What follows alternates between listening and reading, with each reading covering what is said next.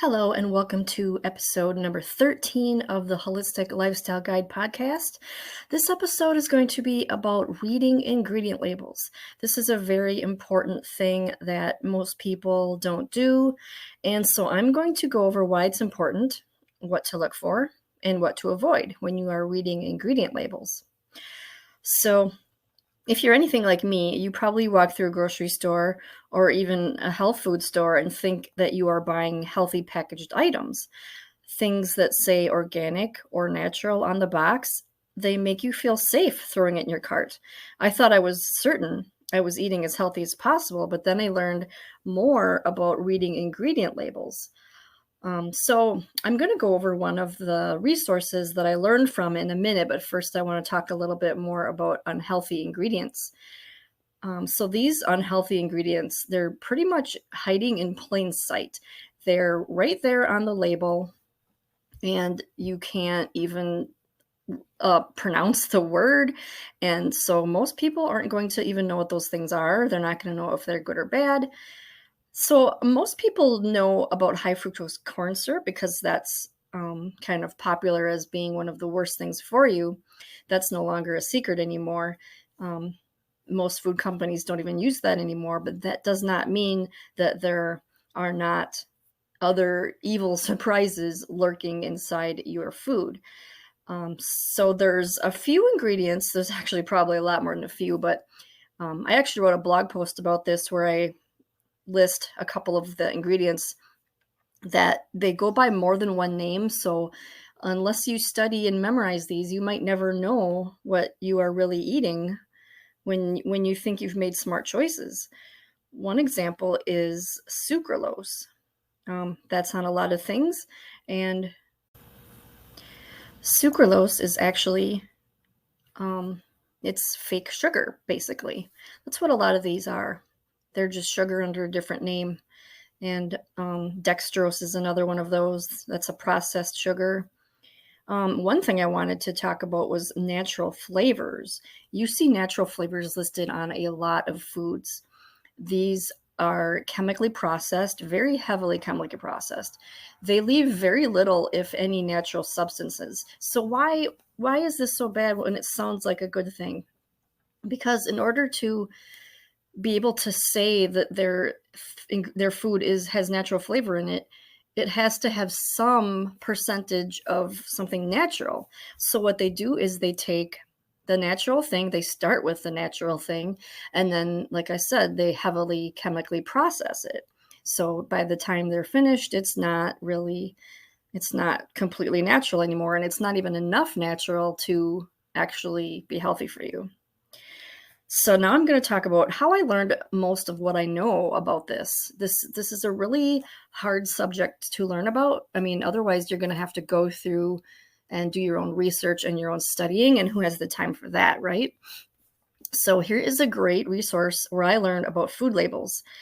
It's a YouTube channel ran by a guy named Parish. So his channel is called Flav City, and he does a lot of stuff on this channel. He focuses on healthy eating, of course, but he's got a couple different types of videos where sometimes he'll go into a grocery store with the camera and videotape himself shopping for healthy food items. And then he'll take the food item off the shelf, he'll show it the ingredient list on the camera, and he'll go down the list and tell you everything that's good and everything that's bad. And then he'll give his approval or not about that item. So other videos that he does are cooking. So he'll videotape himself cooking and showing you how to make healthy meals out of healthy food. It's a really good channel to watch if you are interested in eating healthy, but you're not a cook. And also, he kind of focuses on how you can save money by doing this. And a lot of people, one of their barriers to eating healthy is they think that it's expensive. So there's some ways that you can go around that. You know, he's actually gone into stores like the Dollar Tree. I was really shocked by that one. And Aldi. Those are two of the cheapest places that you can buy food. And Walmart and Trader Joe's and Costco. these places are places that he goes into a lot, and he'll find good deals in there, and he'll find, the things that, you can buy and make really healthy meals on less money. So I really, really like his videos, and I promote him whenever I can. He's also got a book. His book is called Bobby Approved: Your Ultimate Shopping Guide at the Grocery Store. It's a collection of all the information that he's shared in his YouTube videos, but it's in a way that it's listed out, it's organized nice. So you can actually download the book onto your phone or your tablet and bring it into the store with you. And that way you can look when you're in the store and see, okay, this ingredient, I don't know what this is. And you can look it up in his book, and it'll tell you if it's good or not. He also has lists of foods that are good at each of these stores. So I highly recommend checking out his YouTube channel and getting his book, because it's really been the main source of information for me when it comes to learning what to do with ingredient labels, like how to decipher them. And I've just been learning so much. I can't even remember right now. I should have been taking notes, but every video he does, it's a wealth of information. And that's why I mentioned the natural flavoring. That one is one of the most, most people look at that and they think it's a good thing. And that's in so many foods, so many. So there's a little bit of a tip here that you can do if you want to, a couple tips I can give you. If you want to avoid these bad ingredients and just lessen your chances of, accidentally maybe buying something that's got something bad in it, and that is to buy whole foods as much as you can. And also to buy frozen foods if you can't buy fresh, because these things don't need extra ingredients added to them. The only reason why ingredient labels are bad, well, I worded that wrong. Ingredient labels are only on packaged foods that have been processed, like boxed and canned foods, sometimes frozen, but usually frozen is pretty safe because they package them pretty close to after when they pick them. So there's still a lot of healthy, vital life force in the food, and they don't need to add preservatives, of course, because they're frozen. So if you usually buy fresh food, you probably don't have to worry about this. Ingredient labels, like I said, they're more of a problem when it's a boxed item. Those are really notorious. And that's why I think eating boxed food is the worst. That's on the list. That's the worst of all the ways that you can buy food. And canned food is kind of bad too. I know it lasts forever, and that's what people donate. And that's if you have to live off of the food shelf, that's usually what you get is the canned and the boxed stuff. But canned stuff has lots of sodium in it. And I actually did a podcast episode about this subject and have a blog post about it. I'll also link down to that in the show notes because it's really related to this subject. So if you want to avoid having the problem of having to decipher these labels, just don't buy anything with labels. Just buy whole foods. And if you do have to read the labels, here's another tip.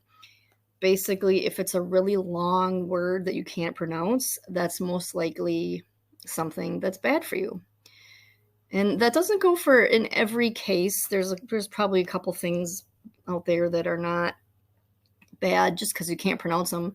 But who really has the time to study these things? So if you look at an ingredient label and you recognize the words, if they are familiar terms, if they are an actual food, like don't buy something that sounds scientific. It sounds common sense, and I know that's probably why a lot of people don't really think about this subject, but it's something that we should do if we buy foods that are in a box or a can.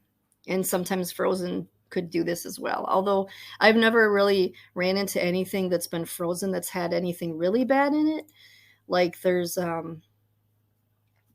some types of MSG and other names for MSG and trans fat, and there's probably a plethora of words that we don't know, and they could be something bad and we don't know. So basically, you're safe as long as you buy fresh produce, as long as you can identify the word on the ingredient label.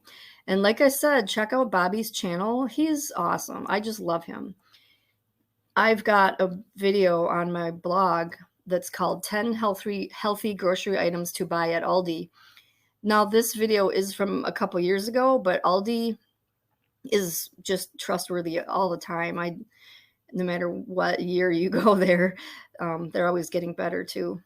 And as far as Costco, that's the same. And Whole Foods too. So at Whole Foods, you might think it's very expensive, and sometimes it can be, but they've got these this new line called 365, Whole 365, I think it's called, and those are cheaper.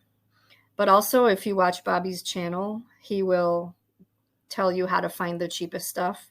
Of course, he's not going to recommend anything expensive if there's something that's cheaper, but in equal quality as far as ingredients. So that sums up this episode. I really hope you got some benefit out of this and that you check out Bobby's channel, because he's way more informative about this subject than me, and it'll be a great help for you when choosing healthy foods. Thank you so much for listening, and I will see you in the next episode.